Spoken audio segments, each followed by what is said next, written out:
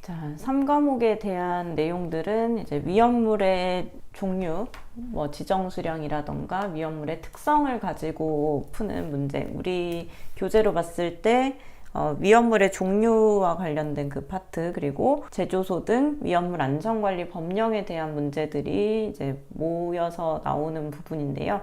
사실 3과목에 대한 내용들은 일정한 패턴만 기억을 하시면 굉장히 문제를 득점을 하기 쉬운 파트입니다.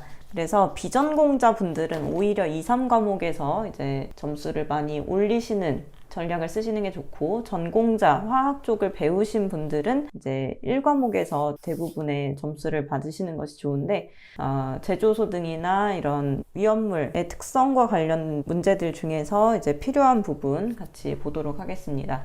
자, 첫 번째 문제는 위험물 지하 저장 탱크의 탱크 전용실에 대한 내용입니다. 자, 지하 탱크 저장소에 대한 문제고요. 자, 위험물과 관련된 문제를 풀 때 어떤 위험물이 나오는지, 그러니까 이 위험물이 보이면 면류 위험물인지, 유별, 지정수량, 그리고 화학식에 대한 것이 바로 떠오르셔야 되고요. 그리고 제조소 등과 관련된 문제라면 어떤 제조소 등인지, 제조소인지, 저장소인지, 취급소인지, 그 안에서 어디에 해당하는 건지 먼저 구분을 한 다음에 그것과 연결지어서 어떤 내용이 있었는지 이제 연상을 하면서 풀어야 이제 문제에 대한 실수가 없게 됩니다. 이 문제는 지하 탱크 저장소에 대한 부분이고요. 지하 탱크 저장소는 주유소의 땅 밑에 설치되는 경우가 대부분입니다. 자, 땅 밑에 탱크를 묻은 거예요. 근데 탱크만 들어가는 게 아니라 탱크 주변에 이렇게 네모나게 되어 있는 콘크리트가 또 들어갑니다. 이것을 우리는 탱크 전용실이라고 불러요. 지하 탱크 저장소는 탱크 전용실에 설치를 해야 되는데,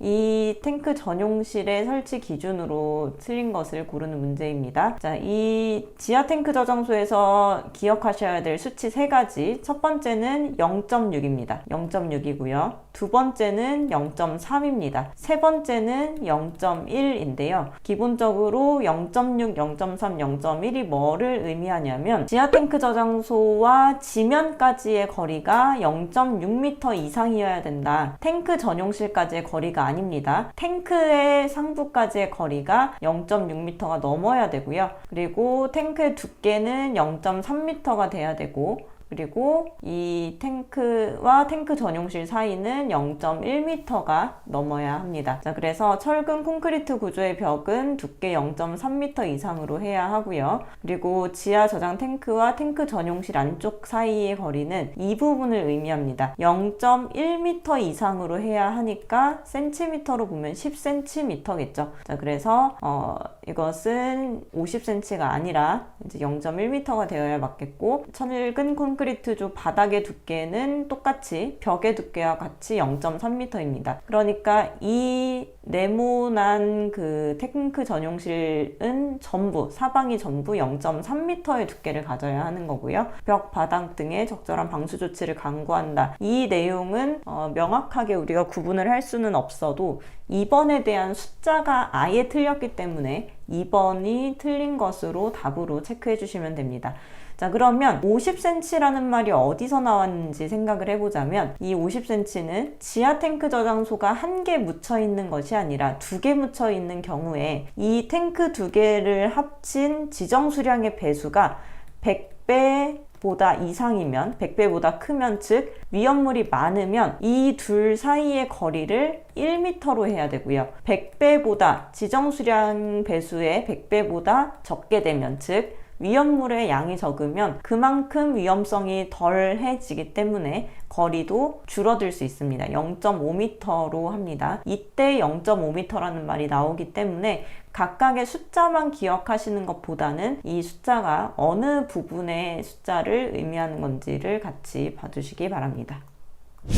자, 다음 문제는 위험물과 관련된 문제죠. 그래서 어떤 위험물이 나왔는지, 이 위험물은 면류 위험물이고 지정 수량이 몇 킬로고 분자식은 어떻게 되는지를 생각을 바로 떠올리셔야 합니다. 자, 나트륨은 삼류 위험물이고요. 그리고 삼류 위험물이기 때문에 지정수량 10kg 분자식은 Na입니다.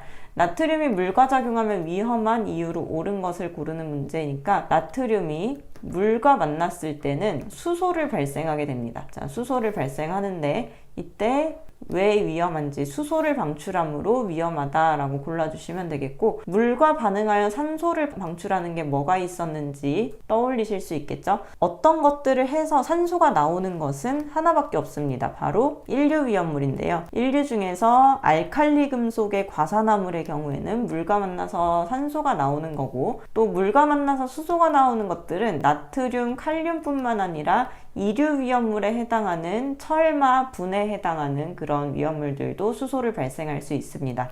또 삼류 위험물의 삼금수 인탄에 해당하는 부분들은 아세틸렌이나 메탄, 그리고 포스핀과 같은 가연성 기체, 가연성 가스를 발생할 수 있으므로 어떤 물질이 물하고 만났을 때 어떤 것을 발생시키는지를 명확하게 구분해서 정리해 두셔야 합니다.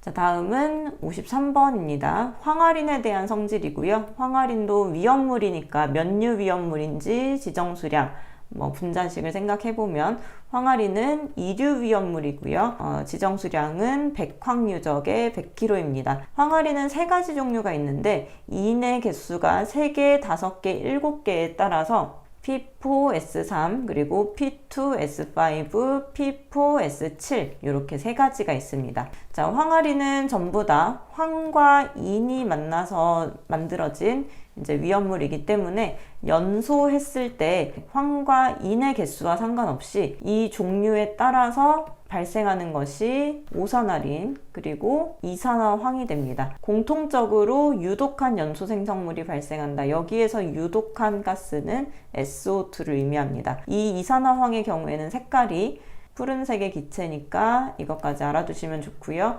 오산화인에 대해서는 흰색 기체입니다. 그리고 종류에 따라서 용해 성질이 다를 수 있다. 맞는 말입니다. 삼항아린은 용해도가 없는데 5항아린과 7항아린은 조해성이 있습니다. 그런데 또 물과의 반응성도 있다는 특이한 점이 있어요. 자, 3항아린은 용해하지 않고 5항아린, 7항아린은 용해할 수 있습니다. P4S3의 녹는 점은 100도씨보다 높다. 네, 녹는 점이 100도씨보다 높은 거 맞고요. 그리고 P2S5는 5항아린은 물보다 무겁습니다. 그래서 4번이 되는데, 자, 물보다 가볍다 라는 말은 어디에만 쓸 수 있냐면, 일단 사류 위험물에 특수인화물부터 이석유류 비수용성까지는 물보다 가볍다는 말이 통합니다. 그 중에서 이제 이황화탄소는 물에 가라앉기는 하지만 대체로 이제 비중이 1보다 작아서 물보다 가벼운 물질들이고, 또 금속 중에서 물보다 가벼운 것은 나트륨, 칼륨, 리튬과 같은 알칼리 금속, 알칼리 토금속 계열들이 물보다 가벼운 경향이 있습니다. 그래서 물보다 가벼운 금속을 우리는 경금속이라고도 표현을 해요. 경금속, 그리고 칼로 자를 수 있는 무른 금속이다 라고 표현할 수 있습니다. 자, 다음 56번입니다. 다음 물질 중 발화점이 가장 낮은 것을 찾는 문제인데, 이렇게 화학식으로 나왔죠. 자, 화학식으로 나왔으면 발화점에 집중하는 것이 아니라 이 화학식의 이름이 뭔지, 몇류 위험물에 해당하는 건지, 위험물이 보이면 무조건 이제 유별, 품명, 지정수량이 떠올라야 합니다. 1번이 이황화탄소고요. 사류 위험물 중에 특수인화물에 해당하는 50L 물질입니다. 자, C6H6은 벤젠이죠. 사류의 1석유류 비수용성에 해당하고 비수용성이니까 지정수량은 200L입니다. 그리고 3번은 아세톤이고요. 아세톤은 사류의 1석유류의 수용성인 물질이라서 지정수량이 400L가 됩니다. 그러면 CH3COCH3는 아세톤이지만 CH3COO로 5가 한 개 더 붙는다면 이 물질은 어떻게 되느냐? 아세트산에서 CH3가 붙은 거기 때문에 아세트산 CH3가 메틸이니까 메틸을 붙여주시면 됩니다. 자, 아세트산 메틸이고요. 아세트산은 이석유류의 수용성이지만 아세트산 메틸이 되면 1석유류 비수용성이 돼서 200L가 됩니다.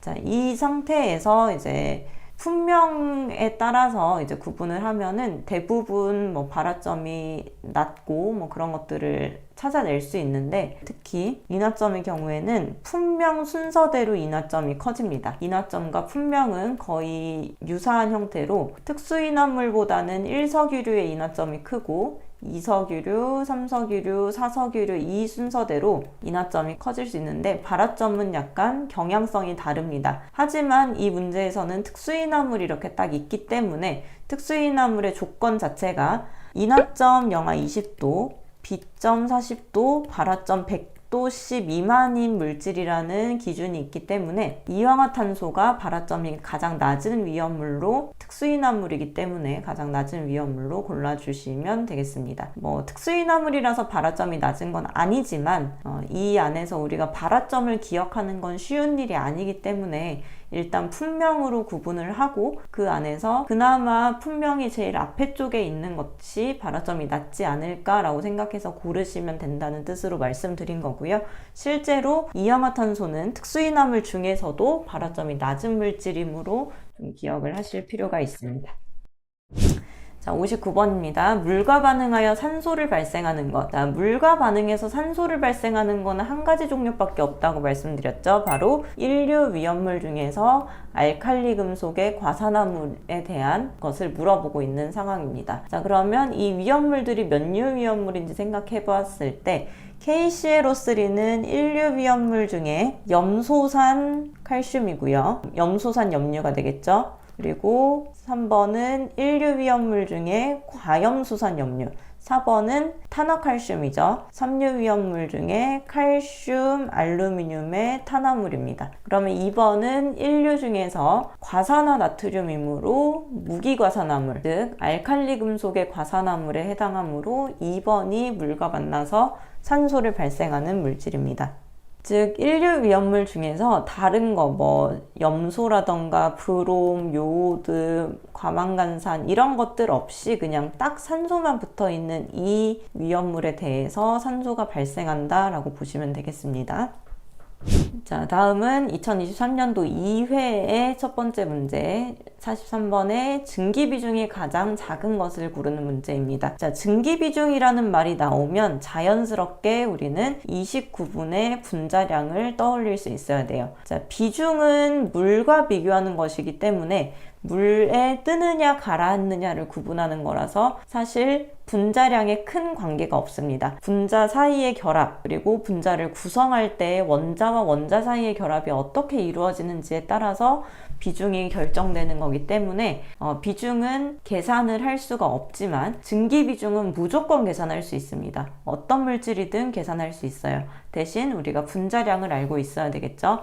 자, 분자량을 알기 위해서는 분자식을 써야 되는데요.